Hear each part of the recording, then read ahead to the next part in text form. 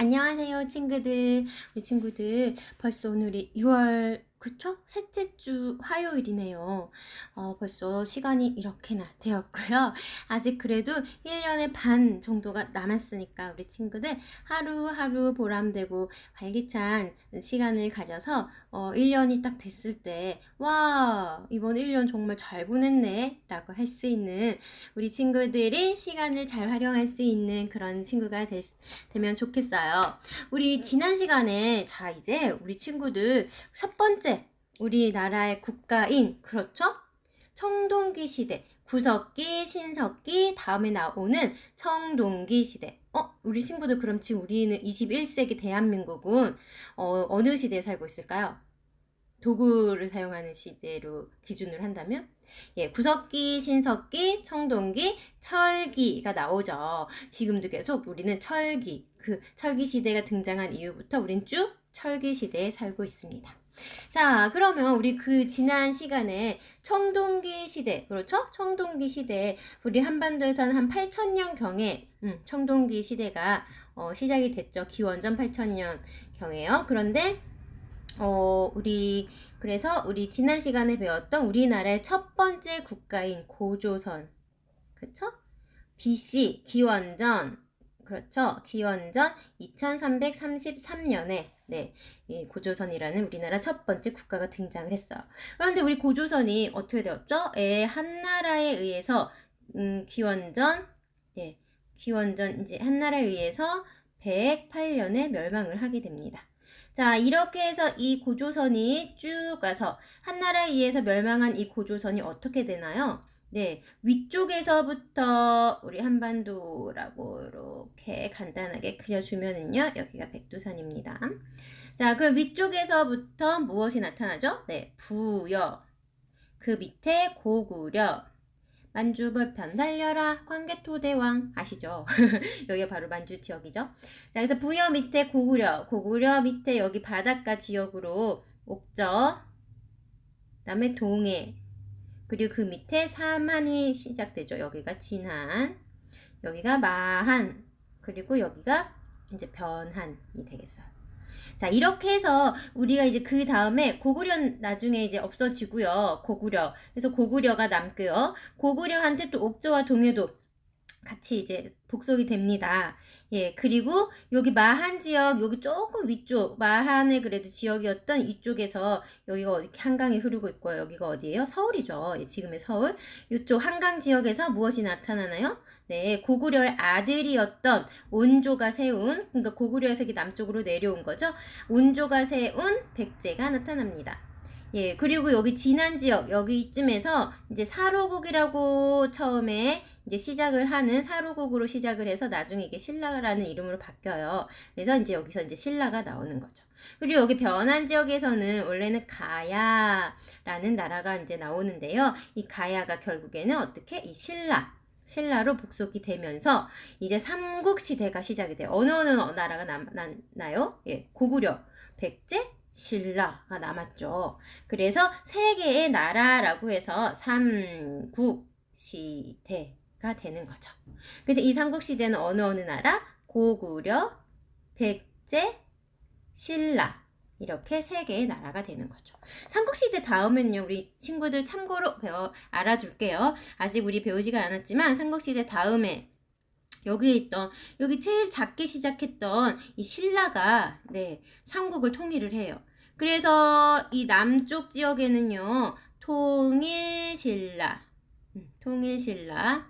통일신라가 이제 되고요. 여기 북쪽에 고구려 땅을 통일을 하긴 하는데 이 신라가 이 넓었던 땅을 다 차지하지는 못해요. 그래서 이 고구려 땅에 이제 고구려의 유민이었던 고구려 사람이었던 대조영이라는 사람이 고구려 땅에다가 발해라는 나라를 세워요. 발해. 그래서 북쪽에는 발해, 남쪽에는 어떻게? 통일신라. 그래서 남쪽과 북쪽이죠. 그래서 남쪽과 북쪽, 그리고 나라 국자를 써서 남, 북, 국.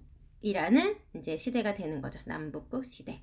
예. 그래서 이제 고조선이 처음 탄생을 했고, 고조선 다음에 우리는 삼국 시대, 삼국 시대 다음에 남북국 시대, 통일신라와 발해의 시대라고 해서 남북국 시대가 됩니다. 이 남북국 시대 다음에 이제 고려가 통일을 합니다. 예. 고려. 이 고려라는 나라 전에 우리 후삼국 당시 통일신라가 어떻게 해요? 이제 발해도 거란족에 의해서 멸망을 해요. 그래서 이제 발해도 없어지고요. 이제 통일신라가 다시 후삼국 시대가 돼요. 고구려, 백제, 신라. 예, 이 신라가 이제 내부 분열이랑 뭐 그런 것 때문에 다시 이제 삼국으로 나뉘는데요. 이 고구려인데 이 앞에 고구려와 구분을 해주기 위해서 후고구려, 그리고 여기도 후백제, 그리고 신라죠. 신라는 그대로 있었으니까요. 신라란 나라에서 이렇게 나누어졌으니까. 그래서 이 또 삼국시대네요. 그래서 이 시대를 우리는 후삼국시대라고, 후삼국시대라고 불러주어요. 그래서 이 후삼국시대를 통일하고 이제 새로운 왕조가 시작이 되죠. 그게 바로 고려가 되겠습니다. 누구? 왕건에 의해서 고려라는 나라가 되고요. 고려 다음에 이성계가 세운 우리가 제일 잘 알고 있는 우리 역사죠. 그래서 조선, 예, 우리 지금 살고 있는 시대랑 제일 가까운 역사이기 때문에 기록도 그만큼 제일 많고, 조선 왕조 500년, 그쵸? 그래서 조선 왕조 실록이라는 책도 있고, 그래서 제일 많이 알고 있어서 조선이라는 나라를 제일 많이 알고 있을 것 같아요. 그 다음에 조선 다음에 어떤 나라가 오냐고요?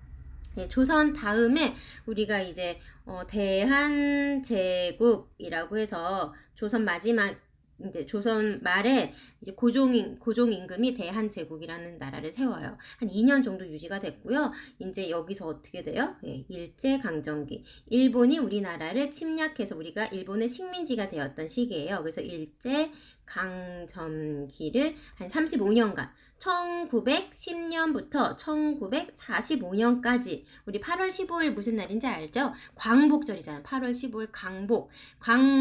우리가 다시 나라를 되찾은 날이에요. 일본으로부터. 그래서 1945년 8월 15일 날 우리가 광복절을 맞이하거든요. 그래서 이 시간이 얼마예요? 1910년부터 1945년, 즉 35년간 이제 일제 식민지를 받습니다. 그냥 일제 식민지 다음에 우리가 8월 15일 광복을 하고 이제 대한민국 임시정부가 생기고요. 그리고 지금의 우리 대한민국이 있는 거죠. 네. 그렇습니다. 네, 우리 친구들 이렇게 우리나라의 흐름을 선생님이 잠깐 간단하게 얘기를 해줬어요. 예, 이제 대표적인 시대만으로 이렇게 흐름을 잠깐 얘기를 해줬는데, 다음에 또 선생님이 다음 시간에 또 강의가 시작될 때, 고려가 시작될 때, 또 조선이 시작될 때, 그리고 대한제국이 시작될 때, 대한민국이 시작될 때, 그때 또 한 번씩 이렇게 우리나라 역사 흐름을 알려줄 거니까요. 지금 외우려고 하지 말고요. 그냥 일단 한번 들어두세요. 그 다음에 또 얘기를 해주면 그때는 조금 더 기억에 남을 것이고, 그 다음에 또 들었을 때는 이제 내가 한번 써볼까? 라는 생각이 들 것이고, 그 다음에 이제 들었을 때는 내가 이제 쓸 수 있겠어 가 될 것이에요. 자, 그러면 이번 시간에 배울 우리 고조선에서 시작을 해서 여기에 잠깐 고조선이 멸망하고 나서 여러 나라들이 있었죠. 철기 문화를 바탕으로 한 부여, 고구려, 옥저, 동해, 사만이 있었죠. 이 사만이 지나고, 그렇죠? 이 삼국시대가 이제 시작을 합니다. 자, 그럼 우리 삼국의 건국과 발전을 한번 볼까요? 삼국이라 하면 고구려, 백제, 신라 세 나라를 얘기한다고 했어요. 이 그림을 보니까 누군가 알에서 태어나고 활도 잘 쏴요. 활과 말을 잘 타고 활을 잘 쏘는 사람은 이 나라에서는 주몽이라고 부른대요. 이 주몽이 막 강을, 여기 뭐예요? 거북이 자라, 우리 물고기 뭐 이런 걸 막 밟고 이제 지나가네요. 그리고 뭐예요? 고구려라는 나라를 세운, 그렇죠? 이 왕의 이름은 바로 주몽이 돼요. 고구려, 그렇죠? 그럼 성이 뭐겠어요? 고주몽. 네, 고주몽. 자기 성을 따서 고구려라는 나라를 지었나 봐요. 자, 그러면 삼국은 주변 지역을 차츰차츰 정복하여 이제 왕 중심의 강력한 국가로 성장을 합니다. 이 삼국이란 고구려, 백제, 신라, 를 말합니다. 자, 삼국은 각국의 이익에 따라 협력하거나 때로는 경쟁하면서 발전을 하는데요. 4세기 유역의 한강, 우리 지금 저기 서울에 흐르는 강이 바로 한강이에요. 서울 지역의 우리 한반도의 중심을 흐르고 있는 강이 바로 한강입니다. 한강 유역에서 건국된 백제가 전성기를 이루었으나 5세기가 되면 고구려가, 6세기가 되면 신라가 각각 한강 유역을 차지하면서 크게 발전을 해요.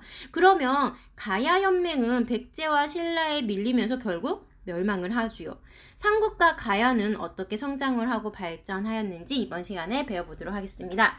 자, 우리 선생님이 해줄 거는요. 우리 친구들이 먼저 삼국은 어떻게 세워졌을까? 자, 백제를 세운 온조, 고구려의 아들 온조죠. 네. 그래서 백제를 세운 온조, 이 이야기도 읽어보셔야 하고요. 그리고 신라를 세운 박혁거세, 그렇죠? 신라를 박혁거세. 이 박혁거세 이름은 봐요. 이 박혁거세가 태어난 박처럼 생긴 알에서 태어났어. 그러니까 박혁거세도 이게 누구처럼? 고주몽처럼 알에서 태어났네요.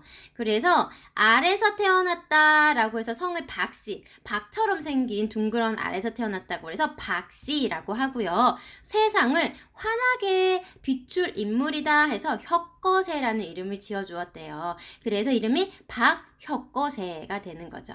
자, 이렇게 해서 신라를 세운 박혁거세도 읽어보시고요.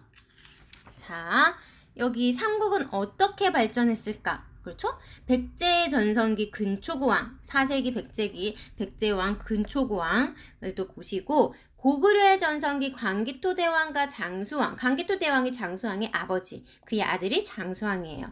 자, 장수왕 때의 지도도 보면서 이렇게 이걸 다 읽어보셔야 해요. 자, 그리고 신라의 전성기 진흥왕, 이제 6세기가 들어가면서 이제 신라의 전성기가 되는데 이 진흥왕도 잘 읽어보시고요. 그리고 이 삼국이 발전을 하면서 무엇이 발전을 했는지, 이 불교의 발전 되게 중요하거든요. 그러니까 이것도 꼭 우리 친구들이 먼저 선생님이 요점 정리를 하기 전에 먼저 꼭 읽어주셔야 해요.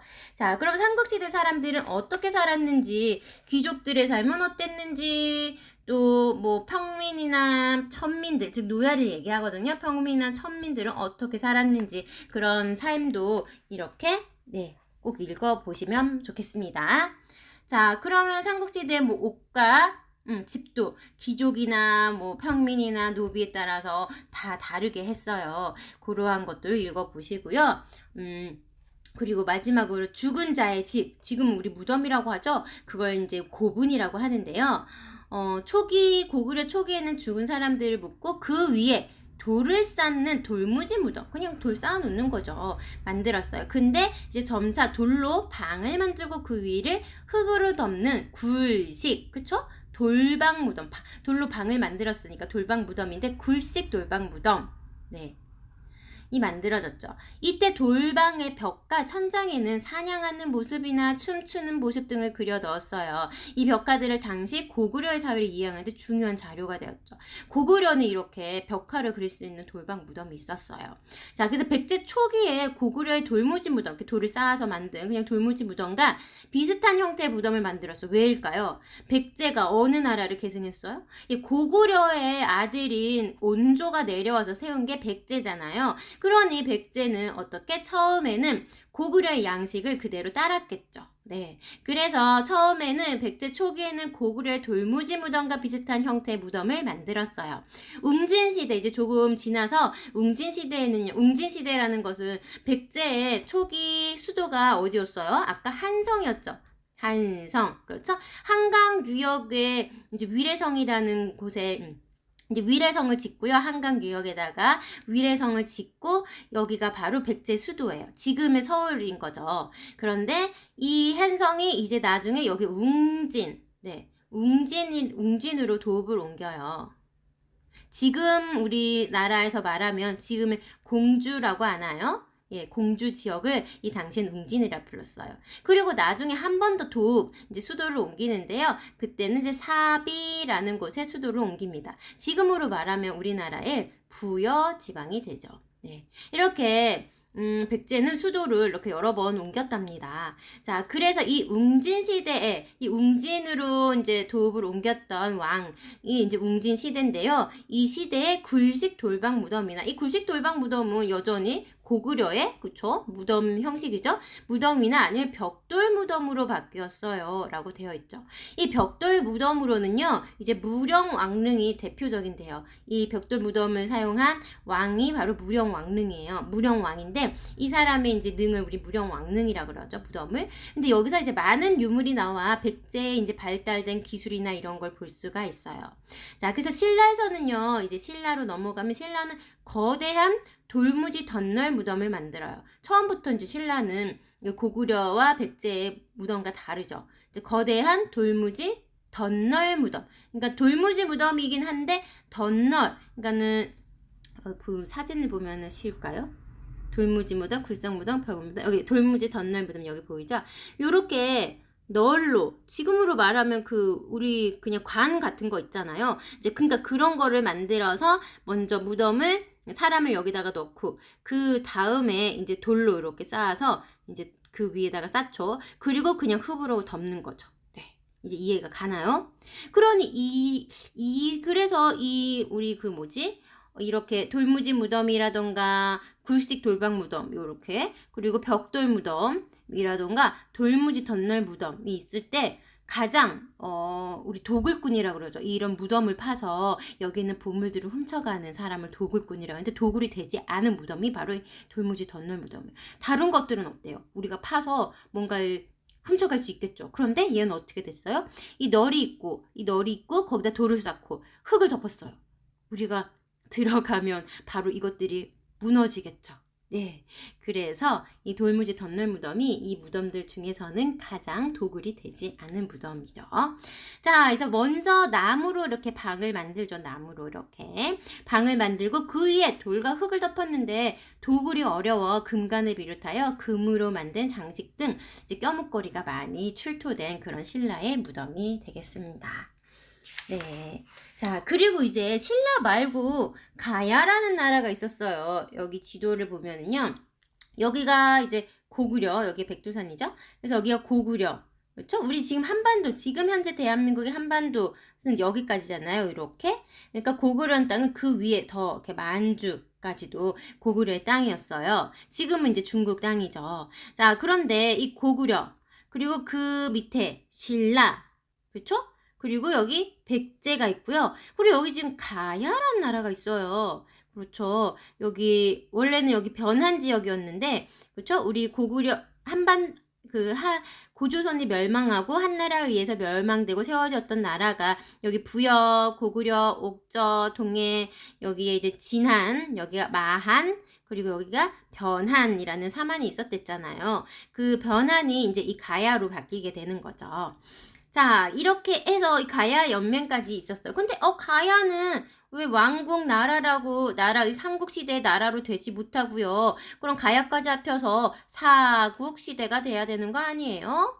네, 이 가야는 이 나라라고 하면 왕이 좀 힘이 강하고 이런 권력을 가지고 중앙 집권, 왕을 중심으로 하는 이제 정치를 중앙 집권이라고 하는데요. 중앙 정치라고 하는데 가야는 그렇지가 못했어요. 이 가야만 해도 막 50개국, 60개국, 심지어 80개국 정도 되는 소국들이 이루어져서 전체를 가야라는 나라로 얘기를 해주는데 이 안에 많은 소국들이 있어요. 우리가 알고 있는 대표적인 가야의 나라가 바로 금관 가야라고 해서 누가 만든 김수로 왕이 이제 만든 금강가야가 대표적이고요. 그리고 또 나중에는 이 금강가야도 점점 쇠퇴해지고 이제 대가야, 이 가야 중에 있었던 대가야가 힘이 좀 더 세져요. 근데 이제 나중에 결국에는 이 신라로 다 복속이 된답니다. 네, 신라에 의해서 다 멸망을 하게 돼요. 이 가야에 우리 왕자가 있어요. 가야의 왕족 출신도 우리 친구들이 좀 알려나 되게 유명한 사람인데 김유신이라고. 화랑이죠. 김유신. 신라의 화랑인데 바로 이 가야의 왕족 출신이었습니다. 자, 이렇게 해서 우리 친구들, 여기 나오네요. 김해 지역에서 이제 생겼던 나라가 바로 금강가야가 있었고요. 나중에 이제 고령을 중심으로, 고령 지역을 중심으로 대가야가 성장을 하게 됩니다. 그렇지만 결국엔 어떻게? 네, 이 바로 신라로 다 복속이 되게 되죠. 그래서 우리는 삼국시대라고 하지 않고요. 삼국시대와 이제 가야연맹이라고 이렇게 불러져요. 가야연맹. 여러 소국들, 여러 작은 나라들이 모여 이루어진 국가로 이제 왕권이 되게 약하겠죠. 각자의 소국들의 이제 그러한 대표들도 있을 테니까 예, 한 국가로 이렇게 왕을 중심으로 이루어진 한 국가가 아니고 여러 소국들이 모여서 이루어진 국가이기 때문에 왕권이 약했던 것이에요. 이렇게 가야까지 우리가 이제 이 책에 있는 내용을 우리 친구들이 다 읽어보셔야 해요. 꼭. 그렇죠? 자, 선생님이랑은 이 책을 읽어줄 시간이 우리 친구들이 보면 너무 지루해야 할 것 같기도 하고 시간이 많아지니까, 길어지니까, 예, 선생님이랑은 우리 친구들이 이 스토리 내용들을 다 읽었다는 가정하에, 예, 선생님과 함께 핵심 정리, 삼국의 건국과 발전, 핵심 정리를 해보겠습니다. 자, 삼국과 가야의 건국이죠. 삼국이라고 얘기를 하면 세 개의 국가, 그렇죠? 어느 나라? 고구려, 백제, 신라, 이렇게 우리는 삼국이라고 해요. 그리고 가야의 건국 이야기를 우리 한번 보겠습니다. 건국이라는 것은 나라를 세우는 것을 건국이라고 합니다. 자, 우리 한번 고구려 같은 경우에는요, 이제 고주몽이라고 하죠. 그래서 고주몽이라는 사람이 하늘의 신의 아들인 해무수, 네. 해무수라고 하늘의 신의 아들이에요. 그리고 물의 신 하백, 그쵸? 하늘의 신인 해무수와 물의 신인 하백의 딸 유화가, 그쵸? 해무수와 유화 사이에서 태어났어요. 뭘로? 알에서요. 유화가 어느 날 알을 낳죠. 해모수와 결혼을 해서 알을 낳아요. 그래서 이 알에서 이제 이 주몽이 나오죠. 그래서 이제 아까 보였나요? 북쪽 땅, 예, 거기에다가 이제 졸본이라는 곳에다가 이제 건국 나라 고구려를 세웁니다. 자, 그러면 이제 고구려는 됐죠? 백제 한번 볼까요? 백제는 어떻게 건국이 되었을까? 백제는요, 온조라는 사람이 고구려의 아들이에요. 고구려의 아들, 즉 주몽의 아들인 한강 유역의 위례성에다가 이제 건국을 하게 됩니다. 지금의 서울 지역이죠. 서울 경기도 지역. 자, 고구려 계통 이주민이 이제 누구예요? 온조죠. 고구려에서 왔으니까 고구려 계통 이주민이 이제 이 토착 세력, 여기에 살고 있었던 사람들과 함께 만든 것이 이제 백제가 되겠습니다. 자, 그러면 신라 한번 볼까요? 신라는요, 박혁거세라는 사람이 이제 해요. 아까 선생님 스토리에서 잠깐 얘기해 줬는데 알에서 나왔어요. 근데 박처럼 생긴 둥근 알에서 이렇게 나왔다고 해서 성을 박씨. 네. 그리고 이름은 사로국에서 이름은 혁거세, 그쵸? 세상을 밝게 비추어 줄 거라라는 뜻으로 혁거세라는 이름을 가지고 있댔죠. 그래서 박혁거세라고 부른다고 했어요. 처음에 신라는 처음에 박혁거세가 세웠을 때는 사로국이라는 이름으로 탄생을 합니다. 그래서 사로국에서 출발을 해서 후에 박씨, 석씨, 김씨가 박혁거세의 박씨, 그리고 석은 석탈해라는 사람이에요. 그리고 김은 김알지라는 사람이 서로 이제 박씨와 그들의 성을 딴 그들의 자손들이겠죠. 그래서 박씨와 석씨와 김씨가 서로 이렇게 돌아가며 왕이 되는 게 신라의 특징이에요. 네. 자, 그러면 볼까요? 가야, 이제 고구려, 백제, 신라를 다 했죠. 그럼 가야를 한번 보겠습니다. 가야는 김수로라는 왕이 금빛 상자에 들어있는 6알 중에 가장 먼저 태어나 금강가야의 왕이 돼요.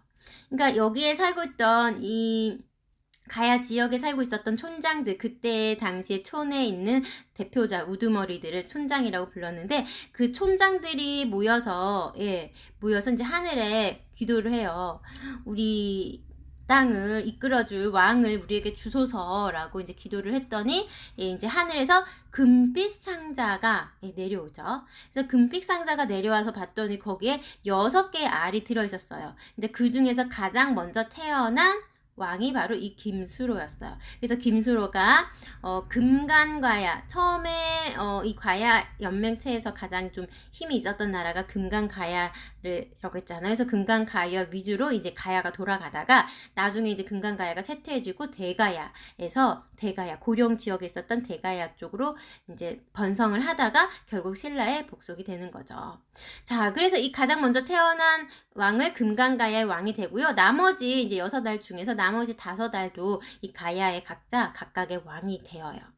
자, 이렇게 건국 신화는 모두 알아봤어요. 그래서 고구려를 세운 왕은 주몽, 백제를 세운 왕은 온조, 신라를 세운 왕은 박혁거세, 가야를 세운 왕은 김수로라는 건 우리 친구들이 이제 알아두어야 해요. 자, 이 건국 신화의 그런 공통점과 의미를 한번 볼까요? 공통점을 보면요, 이 고구려를 세운 주몽과 신라를 세운 박혁거세와, 그렇죠? 그리고 가야를 세운 김수로가 모두 어디서 태어났어요? 예, 모두 알에서 태어납니다. 자, 이 알에서 태어났다는 의미는요, 신비롭고 특별한 존재로 이제 높여주는데요. 이 당시에 이 알이라는 건 사실은 누가 낳나요? 그쵸? 이 알은 새가 낳죠. 근데 이 새는요, 하늘을 날아다니는 새는, 자, 하늘과 이 땅, 그쵸? 하늘과 땅 사이에서 이렇게 날아다니죠. 이 새들은. 네. 그래서 이 새들은 그래서 하늘과 땅 사이를 연결해주는 신성한 존재로 당시 사람들은 여겼었어요. 자, 그러면 이 새가 낳는 알에서 나온 이 사람들도 그러면 신비롭고 특별한 존재로 사람들이 이제 높였겠죠. 예, 그렇습니다. 자, 그러면 이제 한번 백제의 성장을 보겠습니다. 아, 여기서 왜 온조는 안 나왔냐고요? 온조는 알에서 태어난 게 아니죠. 주몽의 아들이잖아요. 주몽의 아들로 그냥 주몽의 부인 몸에서 태어났어요. 사람으로. 네, 그래서 온조는 나오지 않았고요. 여기에서 주몽, 박혁거세, 김수로는 모두 알에서 태어나므로 신비롭고 특별한 존재임을 우리가 이제 이 건국 신화에서 알려주는 거죠. 자, 그래서 백제의 성장을 먼저 보겠어요. 왜 먼저 백제의 성장을 얘기하냐면요. 이 주몽의 아들인 온조가 어디에? 우리 지금으로 말하면 한반도의 한강 유역에 이제 백제를 짓죠. 건설을 합니다. 바로 요 지역이죠. 요 지역. 요렇게 한강이 흐르고 있어요. 자, 여기에다가 이제 백제의 수도인 한성을 이제 짓게 됩니다. 네. 바로 4세기 때. 네. 4세기입니다. 자, 그러면 우리 친구들 한번 또 해볼까요? 나올 때마다 자꾸 해줘야 우리 친구들이 이제 기억을 하고 안 잊어버리죠. 1세기는 몇 년? 자, 1에서 역사에서 선생님이 0이라는 숫자는 없다 그랬죠. 그래서 1에서 어떻게? 100. 그렇죠? 그럼 2세기는 그렇죠? 100. 이 한 세기가 100년을 뜻한다 그랬으니까 101년에서 언제까지? 200년. 그렇죠. 그러면 3세기는 네. 201년부터 300년. 자, 그럼 우리 여기 4세기는 몇 년부터 몇 년까지인가요? 그렇죠. 4세기는 아이고, 이게 잘 안 보이죠. 네, 301년부터 400년까지를 4세기가 되겠습니다. 자, 그래서 4세기의 전성기 301년부터 400년 사이를 이제 4세기가 되죠. 그래서 백제의 전성기가 되는 거예요. 뭐 때문에? 자, 백제의 발전은요. 한강 유역의 전성기라는 말은 내가 제일 잘 나가 하던 시대가 바로 전성기예요. 자, 그래서 한강 유역의 넓은 평야를 바탕으로 한강 유역의 넓은 평야. 여기가 강지역이니까 이제 평야가 발달해요. 평야가 발달하면 뭐가? 그렇죠. 농업이 발전을 하겠죠. 농업에 있어서 무엇이 가장 중요해요? 물이 있어야 하잖아요. 그렇죠. 그래서 넓은 평야를 바탕으로 농업 발달, 그렇죠. 그리고 황해를 통해 그렇죠. 황해라는 중국에서 통해 있는 이제 그 바다예요. 그래서 황해를 통해 중국에 여기 말하는 거죠. 이 황해. 이제 여기서 바로 이렇게 중국으로 발전된 문물을 이렇게 받아들일 수가 있는 교류를 할 수가 있었어요. 그래서 삼국 중에서 가장 먼저 전성기를 맞이하는 게 이 백제가 됩니다. 네. 자, 그럼 백제 전성기는 4세기 때인데 그래도 그 4세기 때 왕이 있을 거 아니에요? 예, 4세기에 근초고 왕이 전성기가 되겠습니다. 자, 북쪽으로는요, 고구려 평양성, 여기 평양성을 공격을 하였고요. 그래서 황해도 지역을 여기 이렇게 차지하게 됩니다. 네. 황해도 지역을 차지하고요. 남쪽으로도 이제 내려가서 이 여기에 있었던 마한, 예, 그쵸. 우리 마한, 진한, 변한이 있었죠. 이 마한 지역을 이제 정복을 해서 이제 백제 땅으로 만들죠. 그리고 여기 남해안까지 영토를 넓힙니다. 자, 바다 건너 중국에 여기 이제 요서 지방, 그리고 산둥 지방까지도 이제 삼등 지방까지도 이제 진출을 해서 무엇을 하느냐, 이제 교역을 하죠. 이제 왜 이제 중국과 이제 물물 교역을 하고요. 그리고 여기 외에 있었죠. 외라고 하는 거는 우리나라 지금으로 말하면 일본을 당시에는 외라고 불러줬거든요. 그러니까 이 당시에 일본인 외나라와도 이제 멀리 있는 외나라와도 이제 바다 진출을 하며 이제 교역을 하는 거죠. 네. 자, 이렇게 해서 이제 4세기 백제 전성기가 되었고요. 그 다음에 이제 5세기로 넘어갔습니다. 4세기 다음에 5세기가 되겠죠. 네. 아, 고구려 가만히 있지 않겠죠? 이제, 네, 근초고 왕 시대가 지나고 이제 5세기 때 되면은요, 이제 고구려가 발전을 하는데요. 도읍을 졸본해서, 네, 조읍을 졸본해서 이제, 국내성으로 옮깁니다. 네. 여기 지도를 한번 볼까요? 자, 고구려의 지도를 보면은요, 이제 여기 국내성으로 이제 옮겨요. 예. 국내성으로 이제 우리가 옮깁니다. 이제 그리면서 주위에 이제 작은 나라들도 정복을 하여서 세력을 점점 커가는 거죠. 자, 그래서 고구려 전생기는 바로 5세기 때인데 한번 볼까요? 이 고구려 전생기 5세기의 때를 보면은요, 5세기에는 광개토 대왕과, 네, 광개토. 이 광개토라는 말이요, 넓힐 광이에요. 걔는 이제 땅을요, 이 개토, 그쵸? 그래서 땅을 가장 많이 이제 넓힌 왕이라고 해서 광개토 대왕이 되겠고요. 그리고 그의 아들인 장수왕이 있어요. 자, 그래서 이 광개토대왕과 장수왕을 우리는 고구려 전성기로 보는데요. 그 중에서도 이 두 중에서 만약에 딱히 꼽아라, 이 중에서도 어느 왕이 더 전성기였나요? 하면 바로 장수왕을 꼽을 수가 있어요. 그 얘기는 왜냐면요, 바로 이 한강 남쪽 지역을, 여기 한강 있죠? 백제의 한강, 이 남쪽 지역 여기까지를 바로 누가? 장수왕이 차지했기 때문이에요.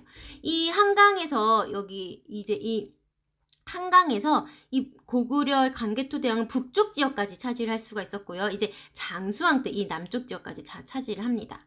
그래서 이 만약에 둘 중에 한 명을 딱 꼽아라 그러면 고구려의 장수왕 때를 더 전성기를 꼽는다는 거죠.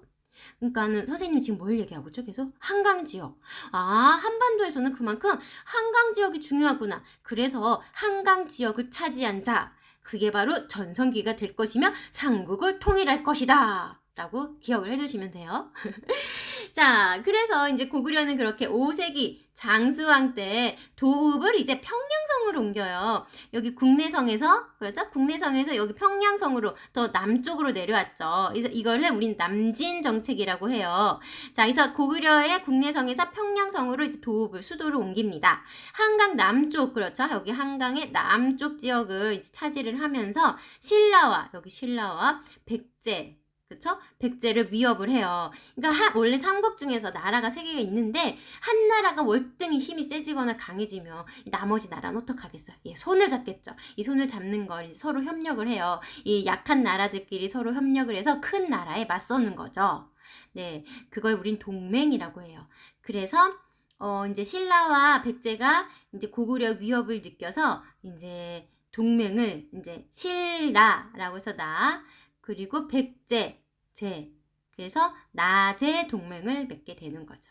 자, 이렇게 광개토 대왕, 그래서 이제 그때 세워진 게 이 광개토 대왕이 이렇게 넓은 지역까지 이렇게 많이 세웠잖아요. 그래서 이때 이제 고구려의 그의 아들인 자기가 내가 이 땅을 여기 이렇게 세웠어 그러면서 막 자랑하기는 좀 그렇잖아요. 그래서 이 업적을 기리기 위해서 그의 아들인 이제 장수왕이 아버지의 업적을 기리기 위해서 광개토 대왕 능비라는 걸 세워요. 네, 여기 그림에 안 보이네요.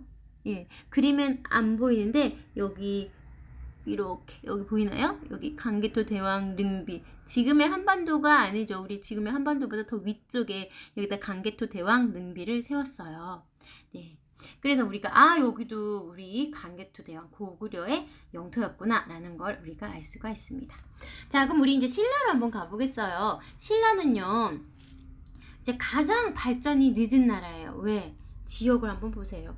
여기에 있죠. 근데 당시에 어떤 나라? 여기 중국이 이제 선진 문물을 가지고 있었어요. 그래서 중국과 교역을 해야 하는데 신라는 어떻게 여기 고구려와 백제 가로막혀서 교역을 할 수가 잘 없겠죠. 그래서 너무나 힘든 이러한 지역이 있었답니다.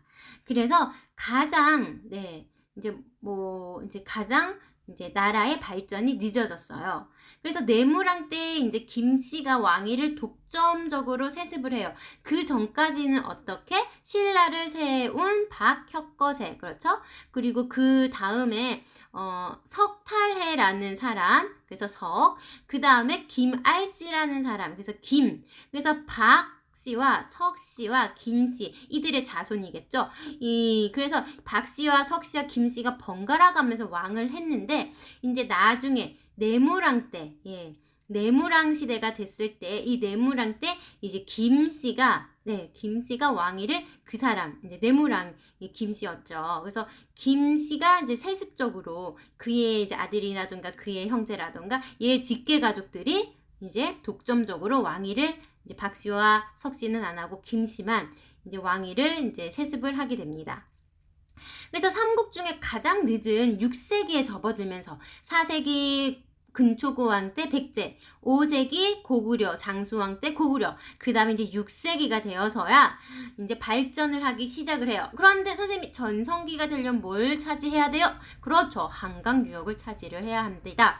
그래서 6세기 언제? 이제 진흥왕 때 들어와서요. 한강 유역을 지배를 하게 돼요. 자, 이제 한강 유역을 지배를 하면서 어떻게 돼요? 중국과 이제 바다를 통해 직접적인 교류, 이렇게 고구려를 거쳐서 백제를 거쳐서 교류를 하지 않고 이제 자기 나라가 여기 한강 유역을 차지했으니까 여기 이제 자기가 직접 한강 유역에서 이때 당시에 여기쯤에 당항성이라고 아니다. 이건 이제 나중에 통일 신라 시대 때 얘기해요. 그래서 이제 직접 이제 삼국을 통해서 이제 교류를 하게 되었죠. 그래서 삼국 통일 기반을 만들게 되었어요. 언제요? 6세기 진흥왕 때죠. 자, 그러면서 여기 가야 지역 보이나요? 가야. 처음에는 김수로가 세운 금강가야가 우세했지만 나중에 여기가 이제 점점 쇠퇴하면서 대가야로 이동을 하게 돼요. 그래서 이 대가야를 나중에 이 진흥왕이 이제 정복을 하게 됩니다. 그래서 이제 가야 지역까지도 이제 신라의 지역이 되죠. 그리고 이제 화랑도라고 해서 이제 6세기 진흥왕 때 화랑도라고 해서 선생님 지난 시간에 잠깐 얘기했는지 모르겠는데 이 화자가 꽃화자예요. 그리고 이 꽃처럼 생긴 아름다운 16세 이제 미만이나 16세 정도가 되는 남자 아이들이 이제 만든 조직이에요. 그래서 꽃미남 조직이라고 보면 되죠. 그런데 그냥 꽃미남이 아니죠. 이제 무술도 익혀야 되고 유교 경전도 익히면서 공부도 해야 되고 이렇게 이제 이러한 이제 이 화랑도가 국가적인 조직으로 만들어 인재를 길러내요. 국가에서 이제 진흥왕이 적극적으로 이제 이 화랑도를 키웁니다. 그러면서 어떻게 이 삼국 통일을 하면서 이 전쟁들을 막 내보내요. 내보내서 가장 이 화랑들을 이제 국가 전투 상황 시에는 국가의 이제 전투에도 내보내고 그러한 화랑도를 적극적으로 이제 만들기 시작하는 거죠. 자, 이렇게 해서 6세기 진흥왕 때 이제 전성기를 차지하면서 이제 7세기에 돼서 삼국 통일이 이루어지죠. 이제 신라가 여기 옆에 있었던 당나라와 손을 잡고 고구려와 백제와 고구려를 백제를 먼저 멸망시키고 고구려를 멸망시킵니다. 그리고 나서 이제 삼국을 이 정도에서 통일을 하게 되는 거죠. 자, 그래서 삼국 통일을 이제 또 다음 시간에 배울 거고요. 자, 그러면 우리 여기 이제 신라에게 복속이 되었지만 이 가야라는 나라를 한번 볼까요? 가야는요. 여기 이제 낙동강 하류 지역, 이제 밑에 지역에서 가야 연맹이 이제 형성이 돼요. 그래서 초기에는 김수로 왕이 세웠던 금강가야가 이 가야 연맹을 이끌어 가다가 이제 나중에는 이제 5세기 후반 되어서는 고령의 대가야로 이제 가야 연맹 주도권이 넘어가죠. 자, 근데 이 가야라는 나라는요, 우리가 벼농사가 이 남쪽이고 따뜻하고 이 낙동강 하류니까 벼농사 이제 물을 구하기 쉽고 그래서 벼농사가 발달을 했고요. 그리고 철제 농기구 여기에 이 가야 지역에 이 변한 지역이 가야였잖아요. 여기는 뭐요? 예, 맞아요. 이 철이 많이 나는 지역이었어요. 그래서 철제 농기구와 무기를 생산해서 중국이나 그렇죠. 여기 중국이나 아니면 외 어떤 일본에 이제 수출을 하면서 활발한 교육을 하면서 돈을 엄청 벌어요. 예, 그런데 이제 4세기 말 고구려 강개토 대왕이 침략을 해와요. 어떻게 침략하냐면 이 당시에 신라였던 여기 외에 일본이 이제 일본의 해적들이 자꾸만 신라를 침범을 합니다. 예. 이제 본인들은 여기 섬나라고 하니까 이제 농사도 잘 안 되고 그래서 이제 가까이 있었던 신라를 가야도 가까이 있었지만 가야는 어떻게 해요? 자신들과 활발하게 무역을 하던 그런 나라니까 침략을 하지 않고 이제 잘 지냈어요.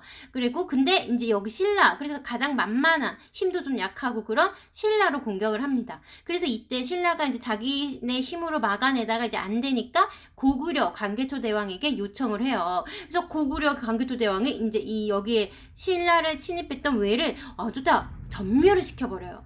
전멸을 시켜버리고 이 가야로 숨어 들어갔던 그 일본군들까지 다 찾아내려고 이제 가야로 쳐들어가는 거죠. 그러면서 이제 가야가 풍비박산이 납니다. 그래서 금강가야 이 당시에 주도했던 금강가야가 쇠퇴를 하게 돼요. 자 그러면서 이제 대가야로 이제 조금 이제 그 가야의 주도권이 넘어갔는데 나중에 결국에 6세기 신라의 진흥왕 때 이제 신라로 다 복속이 됩니다. 네, 이렇게 해서 가야가 멸망을 하게 되죠. 그래서 신라와 백제의 간섭과 압력으로 해서 가야 연맹이 막 이제 분열이 되다가 중앙 집권 국가로 발전하지 못하고 중앙 집권 국가라는 것은 왕을 중심으로 이제 국가가 형성되는 이 중앙 집권 국가를 형성하지 못하고 이제 신라의 멸망을 하게 되는 거죠. 네. 그렇습니다. 자, 이렇게 해서 삼국의 건국, 그렇죠? 고구려, 백제, 신라, 가야의 건국도 보았고요. 그리고 각자가 언제 한강 유역을 차지하면서 전성기를 맞이했는지 또 배워봤습니다. 자, 그러면 가야의 또 건국과 멸망도 배워봤죠. 자, 그럼 우리 한번 문제로 확인을 해보겠습니다. 백제의 전성기는 4세기 땡땡땡 왕, 어느 왕인가요? 그렇죠. 근초고 왕이에요. 우리 친구들 이름이 어렵고 그래도 계속 이제 보다 보면 익숙해지거든요. 그러니까 안 외워진다고 해서 너무 고민하지 말고요. 그냥 그러면 듣고 흘리세요. 그러면 다음에 또 한번 봤을 때는 이제 외워지고 머리에 남을 거예요. 자, 우리 친구들 이렇게 아주 부담을 갖지 말고 공부하시고요. 그냥 이런 사람이 있었구나. 이럴 때 4세기 때 신라 그 백제의 전성기구나. 전성기라는 건 내가 제일 잘 나가는 걸 말하는 거구나. 그런 식으로 이렇게 재밌게 생각을 해주면 좋겠어요. 자, 고구려의 땡땡땡 왕은 요동지방가. 이 사람은 아주 업적이 커서 우리는 대왕이라고도 불러주고 우리 업적이 큰 왕, 훌륭하고 위대한 왕을 대왕이라고 불렀잖아요. 우리 조선시대 우리 친구들이 가장 잘 알고 있는 왕 누구 있을까요? 세종 대왕이라고 불렀죠. 그것처럼 고구려의 이 왕도 대왕이라고 불렀어. 또는 태왕이라고도 불려요. 그래서 요동 지역과 만주 지역을 차지하고 땡땡땡은 도읍을 평양성으로 옮기고 남쪽으로 이제 한강 남쪽을 차지했어요. 부자지간이에요. 첫 번째 왕은 고구려의 가장 많은 영토를 넓힌 광개토 대왕이에요. 이름을 보면 그 사람의 업적도 알 수가 있는데요. 그의 아들인 장수왕. 장수왕은 왜 장수왕일까요? 네, 우리 장수했다 그러죠. 오래 사신 분들, 할아버지, 할머니에게. 예, 그래서 가장 오래 살았다 그래서 장수왕이에요. 그래서 장수왕은 도읍을 평양성으로 옮기고 한강 남쪽까지 차렸어요. 우리 친구들, 장수왕이 몇 세까지 사셨을까요? 가장 오래 살았어요. 이 시대의 평균 수명이라고 하면 한 50? 정도가 평균 수명이라고 생각을 하면요. 장수왕은 지금도 우리 친구들, 할아버지, 할머니들 평균 수명이 몇 살 정도 될까요? 70세? 80세? 그런데 장수왕은 무려 98세까지 거의 100살이죠. 2년만 더 샀으면. 그렇죠? 98세까지 이 당시 시대 삼국시대 98세까지 산 정말 오래 사신 왕이에요. 그래서 장수왕이라고 하였죠. 장수왕이 전성기였는데 장수왕이 오래 살수록 어떤 나라들은 참 힘들었을까요? 그렇죠. 나머지 고구려 백제 나라는 힘들었을 거예요. 장수왕이 정성기였잖아요. 고구려. 그럼 나머지 백제와 신라는 그만큼 힘든 상황이었겠죠. 자, 그래서 이제 신라의 진흥왕은 그렇죠. 6세기 신라의 진흥왕은 땡땡땡을 국가 조직으로 만들어 인재를 길러서 꽃미남 조직이라고 했어요. 누구요? 네, 바로 화랑도. 이 조직은요, 사실은 화랑도는요, 꽃화자처럼 예쁜, 그쵸? 남자 아이들이 이제 미소년들이 조직을 하는데요. 이때 신라에는요, 골품제라는 게 있었거든요. 나중에 골품제가 나올 것 같은데, 골품제라는 이제 특이한 신분제도가 있었어요. 다른 나라에는 없는, 신라에만 있는. 이 골품제도에는 성골이라는 이제 왕족이 있었고요. 그 다음에 진골이라는 귀족이 있었고요. 그 다음에 육두품 이라는 이제 그 다음에 뭐 오두품, 사두품 쭉쭉쭉 있었고요. 자, 그런데 이제 골품제에서 이렇게 대표적으로 성골, 진골, 육두품이 있으면요. 그래서 이 골과 두품에서 품 있죠? 그래서 성골과 품. 그래서 골품제, 골과 품으로 이루어진 제도라 해서 골품제라는 이제 신분 제도가 있었어요. 이 신라에서는요. 뭐 성골을 굳이 얘기를 하자면 아빠, 엄마, 아빠도 왕족, 그렇죠? 엄마도 왕족. 그렇죠. 그래서 성골이 가장 높은 신분이었겠죠. 그래서 엄마 아빠가 모두 왕족에서 태어난 사람이 바로 성골이고요. 진골은 엄마 아빠 중 한쪽은 왕족이고 한쪽은 귀족이에요. 네, 그래서 성골 다음으로 이제 높은 신분이 되겠죠. 신분, 이제 귀족. 그 다음에 이제 육두품이 있었는데요. 이제 관리들인데 육두품이라고 해서 육두품, 뭐 5두품, 4두품, 3두품, 1두품도 있겠죠. 이제 나중에 이제 그 밑에 있는 뭐 3두품 이하는 그냥 평민이라고 불러주기도 했어요. 자, 그래서 이 육두품이라는 이제 귀족은 귀족인데 우리 이렇게 진골까지 아무리 자기의 능력이 있어도 진골 신분을 올라갈 수가 없는 그러한 또 마찬가지예요. 진골도 성골로 올라갈 수는 없어요. 예, 근데 뭐 진골이 굳이 뭐 성골로 올라가지 않아도 이들이 지금 뭐 그 진골 귀족으로서 나라에 아주 이제 영향력을 미치고 있는 귀족 집단인데 뭐 별로 그렇게 불만은 없었을 텐데요. 이 육두품에서는 불만이 많았어요. 아무리 자기가 능력이 있고 공부를 잘하고 뭐 이제 나라에 큰 일을 하여도 어떠한 공을 세워도 육두품이 진골 귀족이 될 수는 없었어요. 예, 그러니까 육두품이 불만이 많았겠죠. 그리고 이제 관리로 나가도 육두품 이상의 관리가 될 수가 없었고요. 이게 바로 이 신라의 문제가 되는 골품제예요. 나중에 이러한 골품제 때문에 어떻게? 이제 국가가 분열이 일어나고 이제 그렇게 된답니다. 자, 그래서 신라의 진흥왕 때 이제 화랑도를 국가 조직으로 만들어 인재를 길러요. 그래서 이 화랑도 얘기가 나오다 골품제까지 나왔는데 이 화랑도의 이 조직이 어떻게 되냐면요. 화랑인하는 이제 진골 귀족에서의 한 명의 화랑이 이제 생성이 되고요. 이 밑토에 이제 평민들로 이루어진 낭도라는 이게 이제 합쳐서 어우러져서 만든 게 화랑도가 되는 거예요. 예. 그래서 정말 이 신분제도에 절대 변하지 않는 이 골품제를 가지고 있는 신라에서 이 화랑도만큼은요, 이제 뭐 이 평민들이나 이 귀족들이 함께 융합이 되는, 어우러지는 그러한 조직이 바로 이 화랑도가 되는 거죠. 그래서 이 조직을 만들어서 이제 인재를 길러냅니다. 좋은 그 나라의 국가에 필요한 그런 사람들 인재를 길러내서 이 사람들이 전쟁에 나가면 이제 같이 군사적 역할로 싸우기도 하고요. 관리도 하고요. 네. 자, 그럼 마지막 문제 보겠습니다. 낙동강 하류 유역의 땡땡 연맹은 철기 문화가 발달하였다. 어느 나라일까? 그죠? 철이 많이 생성이 되는 이 철기 문화가 발달한 지역은 바로 가야 연맹이죠. 예, 여러 소국들이 함께 힘을 합쳐서 이 나라가 생성되는 것, 바로 가야 연맹 국가가 되겠습니다. 자, 이렇게 해서 우리 친구들 선생님과 함께 핵심 정리를 해보았는데요. 예, 처음이다 보니까 선생님이 설명을 좀 간단하게 해주려고 하는데도 알아야 하는 건 알고 넘어가야 되니까 벌써 시간이 이렇게 되어버렸네요. 자, 그러면 우리 친구들 10분 쉬었다가 예, 화장실 갔다 올 사람 갔다 오고 물 마실 사람 물 마시고 해서 다음 학습 활동과 우리 뒤에 한국사 능력 검정 시험 문제를 풀어보도록 하겠습니다. 자, 그러면 친구들 10분 쉬었다가 보아요.